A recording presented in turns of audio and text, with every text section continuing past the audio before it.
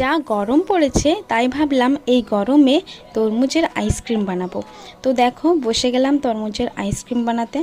আর আমি তো এই প্রথম তরমুজের আইসক্রিম খাবো। তোমরা কারা কারা তরমুজের আইসক্রিম খেয়েছো সেটাও কিন্তু কমেন্টে জানিও আমাকে। তো দেখো এখানে আমি তরমুজটা ভালোভাবে কেটে নিয়েছি, আর তারপরে দেখো একটা বড় ছাঁকনিতে ছেঁকে নিলাম। তারপরে এই রসটাকে আমি একটু ফুটাবো।